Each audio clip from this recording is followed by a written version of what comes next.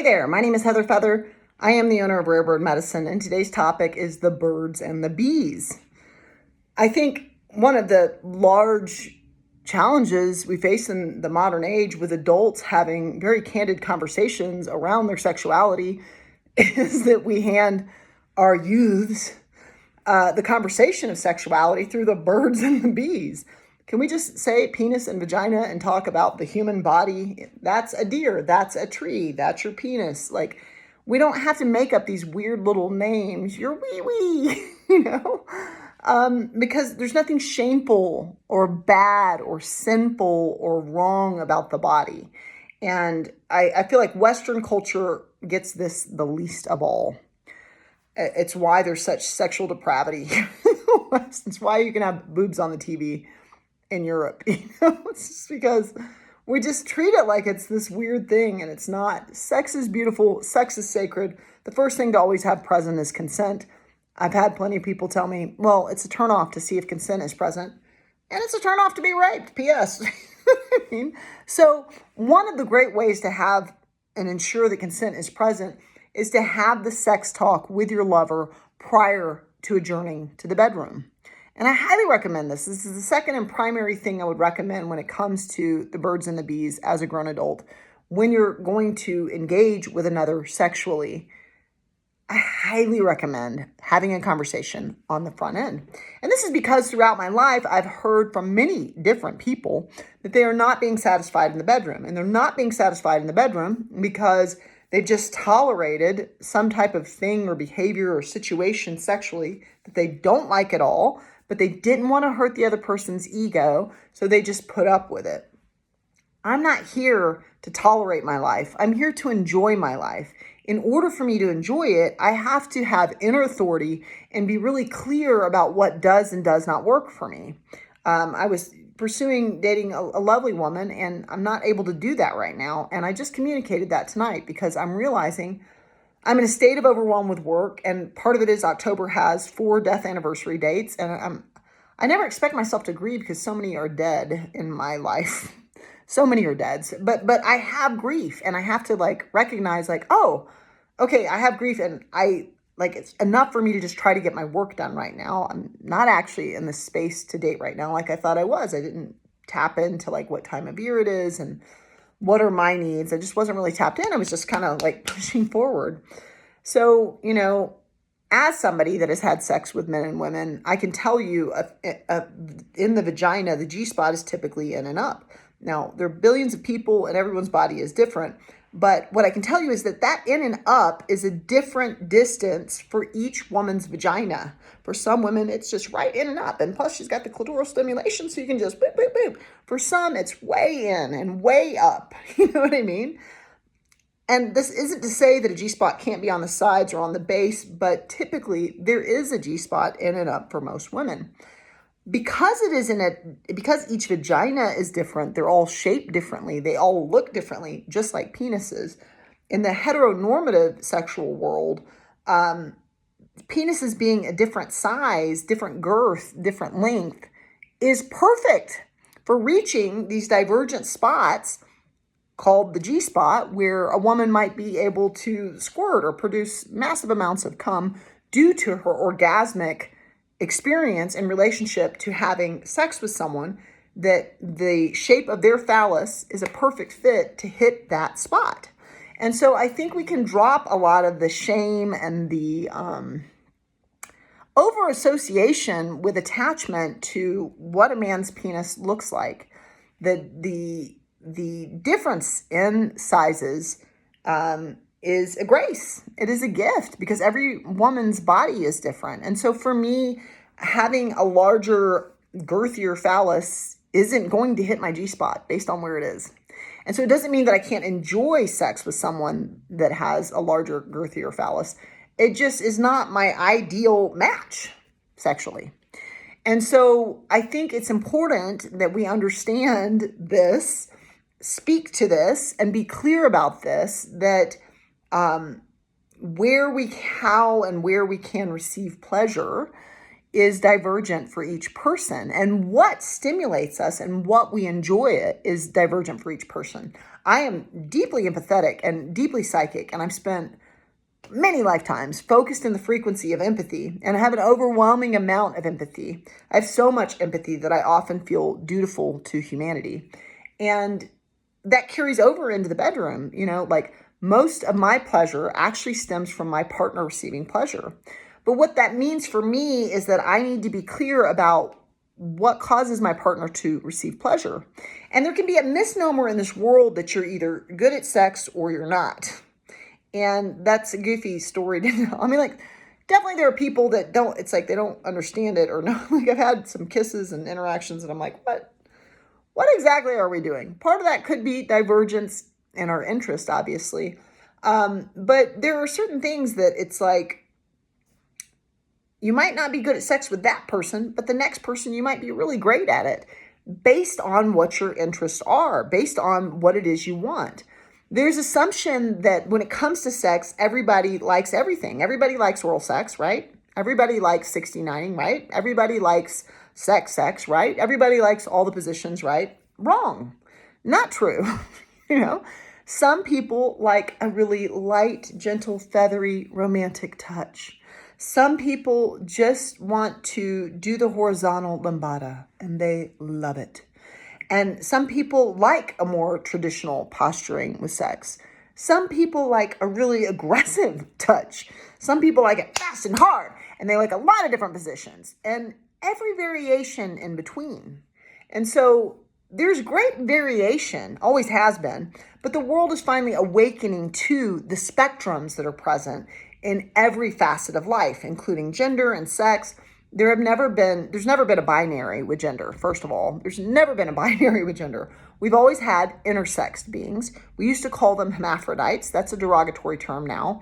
Intersex beings have male and female genitalia. Then there are people that are cis males that have male genitalia, and they still have male genitalia and they identify as male. Then there are trans males that are beings that have transitioned from female genitalia to male genitalia. Then there are cis females that were born with female genitalia, like myself. They still have female genitalia. They use she, her pronouns. And then there are trans females that had male genitalia and they transitioned to female genitalia. And then there are two spirits in Native tradition. Some of the most advanced people in some tribes were those that have literally two spirits, a fully developed female and a fully developed male. And even though I am a cis female that uses she, her pronouns, I also identify as a two-spirit. I feel like I have very equally developed masculine and feminine principle within me. Both are present, and I'm so grateful. Thank you. Thank you, Heather, for developing those two graces in your beingness. So gender is a spectrum. It has always been a spectrum. And sexuality is a spectrum, and it has always been a spectrum. And so, you can be open to many different things and very close to other things. But the way we get clear on that is through communication. So the first thing we make sure is present with sex is consent. And if you're not somebody that wants to ask for consent and you're not somebody you feel, then I would recommend going to massage parlors and asking if they give a happy ending, because then you don't have to be attached to like you're dating that person, or maybe having a prostitute that you pay and help her pay her rent by having sex with her. And you can tell her exactly what you're going to do to help her pay her rent. I'm going to do this to you. I'm going to pay you this much. And then she can consent. And then you can have sex with her and not be a rapist. Because much worse than not knowing if consent is present is being raped or assaulted, or having a no be present in the room. So the first thing we want to have be present with the birds and the bees is always consent. Do we both want this? Do we both seek this? A great way to make sure consent is present is to have a conversation about sex before you engage with somebody sexually. So it doesn't mean that you can't flirt, get to know each other, go out, have a kiss, whatever. But instead of jumping right into the bedroom and raw dogging it like a lot of people are doing actually in the modern age, you can instead slow down a little bit. And when you get to that place to where you're building heat, you're kissing, maybe you choose not to go into the bedroom the first night of engaging once you see that physical and sexual interest is present. And instead, you say, I want to have a sex talk with you before we move things ahead. What do you mean by a sex talk? I want to know what you like. I want to know how you like it. How much pressure do you like? Do you know what I mean? It's like, do you like the pressure like this? Do you like the mouth and the hand to be used? Do you like testicular stimulation? Do you like Do you like your neck to be kissed? Do you want your ear to be kissed? I don't want someone sticking their tongue in my ear. Heather Feather does not. To me, that feels like a wet willy, and it makes me, it's a complete turnoff. I would rather tell my lover that before we get in the bedroom than in the bedroom have to feel like I have to like keep pulling away to educate the person on my preference, which can feel like a rejection. I'd rather you just be clear on the front end. I love having my neck kissed. It's very stimulating to me. You can even nibble my ear. Just don't stick your tongue in my ear. I don't want a wet ear feeling. That's not stimulating to me. You know what I mean? So each person is very distinct and very divergent in what is going to cause them stimulation. Because my stimulation typically stems from being able to empath and feel my lover, and when they get stimulated, I get stimulated, that means it's really important to me to get clear about what stimulates my partner. Not all men like fellatio the same. I mean, it's important that we be clear that not all women like to be stimulated orally, you know? Some would much rather, and I've heard it plenty, be fingered, frankly, you know? So it's people like different. I don't like to be lightly touched. I like compression. Could it be the neurodivergence that causes me to like compression and not want water or liquid in my ear? Maybe, maybe. But any way you slice it, I like to be firmly held, firmly touched. I like to know I'm being touched when I'm being touched. I don't want to feel like a weird light feathers touching me. I want to know someone is touching me, you know? And so understanding my level of pressure before somebody chooses to engage with me. And for me to understand their level of pressure, application of pressure, areas of interest. What is your biggest stimulation? What is your fantasy? If you could have anything happen sexually, what would it be?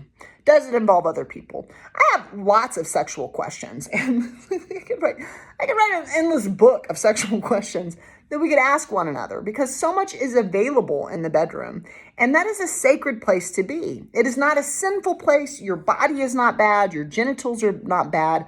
Your sexual interest is not bad.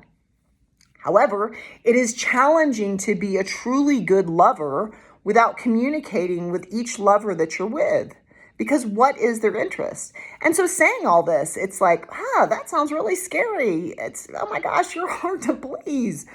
I find myself to be one of the easiest to please in the bedroom, out of the bedroom, in life in general, people that I've ever met. I'm very easily pleased. I require very little to be happy. And I also can be happy with much. I'm a very divergent being. So it doesn't necessarily mean just because you have a conversation that it's going to give a lot of limitation to your possibilities in the bedroom. It actually may open them up. Many, many, many women that I've known, self included, have stated that they really prefer to be a freak in the sheets and a lady in the streets. I don't really love the word lady because of its history, but you get the gist there. And it's like, I've heard a lot of women say, I'd really like my partner to ramp it up in the bedroom, or to not do this one thing that they do that's a real turnoff that I don't want to hurt their ego by telling them. So if you come together with your lover and you say, I want to have a conversation about sex, it's important to know that our interest in sex can change.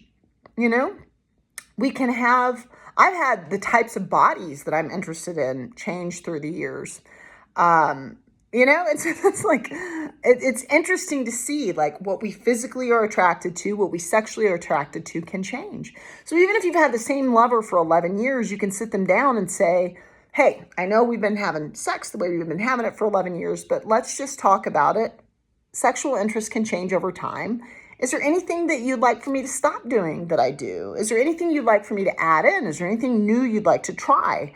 The orgasm is sacred and it is super available, but I think a lot of people are missing that it is available. A lot of people too say that women come that they're peeing, and so I think that is another way that we shame women. Women can be squirters, they can come quite a bit, and it is not pee, and you know that because it doesn't smell like pee.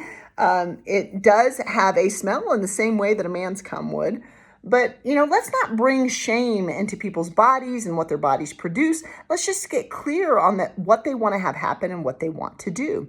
You can always subscribe to Rare Bird Medicine on YouTube, like and comment there. I always love to hear your thoughts. I'm on.